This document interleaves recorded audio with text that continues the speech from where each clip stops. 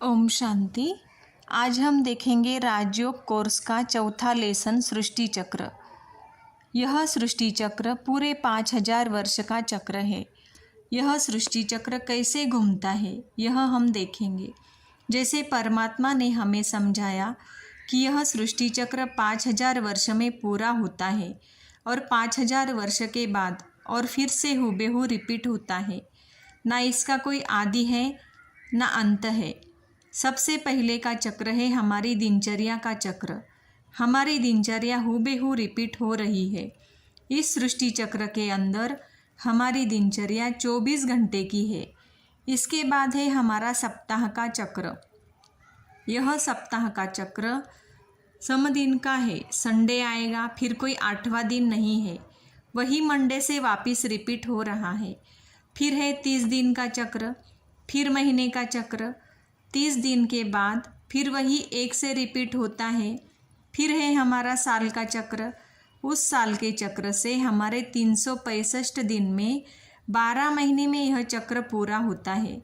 यह सृष्टि कोई 12 महीने की नहीं ना 365 दिन की है, लेकिन सृष्टि के अंदर हमारा साल का जो चक्र है वो 3 ऋतुओं के रूप में 365 दिन में और 12 महीने में पूरा हो जाता है।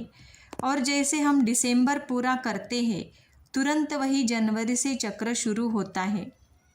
उसके बाद जो हमारा और बड़ा चक्र है वह सृष्टि के अंदर युगों का चक्र है। सतयुग, त्रेता, द्वापर, कलयुग। यहाँ हर एक युग की आयु 1250 वर्ष है।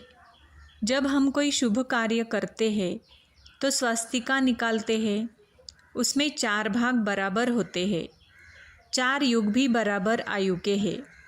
पहला युग है सतयुग, गोल्डन एज युग। यहाँ श्री कृष्ण और राधे को दिखाया है। यह युग सोने जैसा युग है। आत्मा यहाँ परफेक्ट है। आत्मा में कोई डिफेक्ट नहीं। इसके बाद आता है त्रेता युग। यहाँ श्री राम श्री सीता का राज्य होता है। यह चांदी जैसा युग है, सिल्वर एज युग। सतयुग और त्रेता युग, यह दोनों ही युग स्वर्ग कहलाते हैं। यह दोनों युग परमपिता परमात्मा ने स्थापन किया। यह देवी देवता धर्म है। फिर आता है द्वापर युग। इस युग में धर्म अलग, राज्य अलग हो जाते हैं। यहाँ धर्म स्थापक आकर अपने अपने धर्मों की स्थापना करते हैं। जैसे इस्लाम धर्म, बौद्ध धर्म, क्रिश्चियन धर्म। यहाँ 5 विकारों का प्रभाव आरंभ हो जाता है। देहभान में आने के कारण स्वयं को शरीर समझने से 5 विकार हमें घेर लेते हैं। भक्ति भी द्वापर युग से शुरू होती है। तो सबसे पहले हीरे का शिवलिंग स्थापन होता है, जिसे अव्यभिचारी भक्ति कहते हैं। और जब जब मनुष्य दुखी होता है तब भगवान को पुकारने लगता है। फिर आता है कलयुग। कलयुग माना कलह, क्लेश की दुनिया।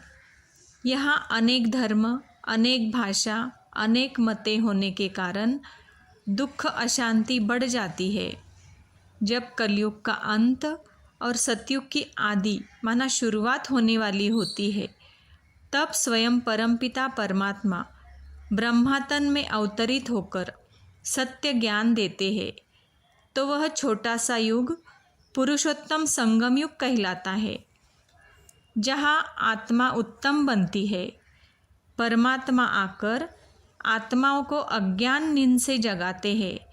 राजयोग की पढ़ाई पढ़ाते हैं, जिससे हम नर से श्री नारायण और नारी से श्री लक्ष्मी बनते हैं। ओम शांति।